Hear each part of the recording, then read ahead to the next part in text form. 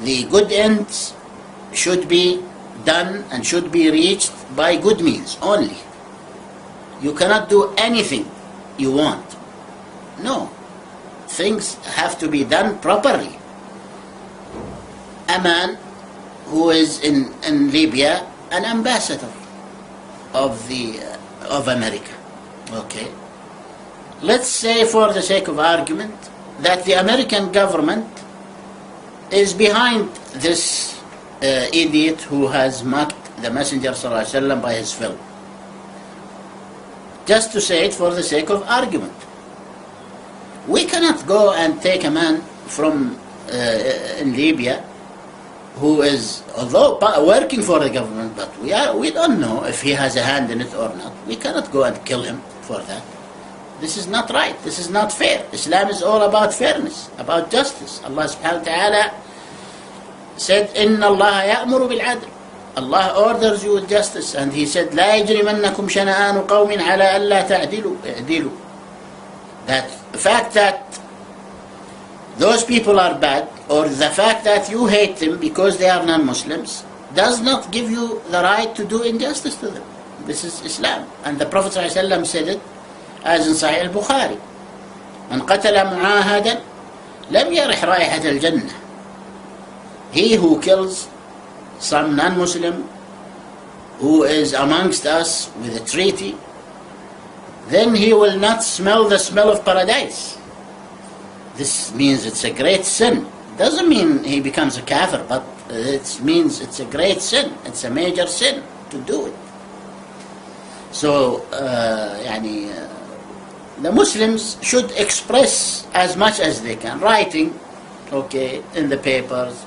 If there is a chance to speak out on television or wherever, any other popular form, any other way which is, which has no injustice in it, with no injustice done to others.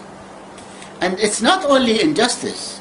This is America, and we have nothing compared to them. So we don't want to make Muslims get humiliated and crushed by America or by others because of our foolish actions. We are responsible for any Muslim's blood to be shed because of a foolish action. This is a big thing, you see. The Prophet ﷺ said, لَزَوَالُ السَّمَاوَاتِ وَالْأَرْضِ أَهْوَنُ عِنْدَ اللَّهِ مِنْ قَتْلِ امْرِئٍ مُسْلِمٍ. The fact that the whole earth and the whole heavens are destroyed is less of a crime than shedding the blood of a Muslim. And the Prophet ﷺ said, he who wishes to enter paradise, let him save himself by not shedding as much as a palm's amount of blood. This much amount of blood, don't shed it. Even if you don't kill him, shedding the blood of a Muslim is a great thing. You see, pointing the weapon at a Muslim is a great thing. The Prophet ﷺ says, لَيْسَ مِنَّا. He is not of us who does this. And this is also, it shows it's a great sin.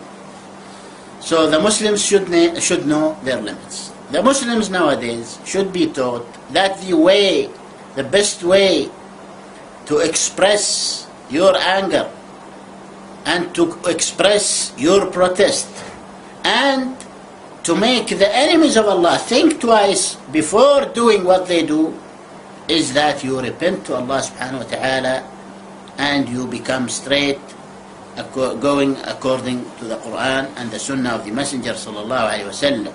And you ask your rulers to rule with the rule of Allah subhanahu wa ta'ala. This is the best protest. This is the right way, We have to spread this education amongst the Muslims.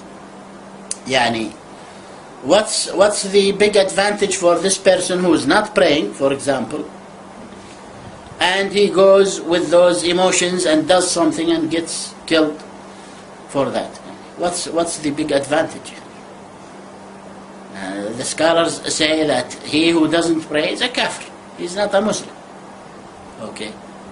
Or he might have other actions which are either kufr or on the verge of kufr, and due to his emotions, and he goes and does something and he gets killed, and for nothing, yani, for nothing, just to empty his feelings, or to what you call it, to cool himself, that's all, you see. So the best way is that we ourselves, we look at inside. Everyone looks in himself, and corrects himself, and goes by the Book of Allah and the Sunnah of the Messenger sallallahu alaihi wasallam. There is a lot to be done. There is a lot to be done. We are very far away from acting upon Islam as Allah ordered and as the Messenger sallallahu alaihi wasallam ordered, and therefore this is the right way to correct ourselves, to ask others to repent to Allah and act upon the orders of Allah and His Messenger, and show respect. This is the way to show respect. And if we do that, others will show respect, forcibly, you see. But if we are not showing any respect for our religion, then how do we expect others? We cannot expect others.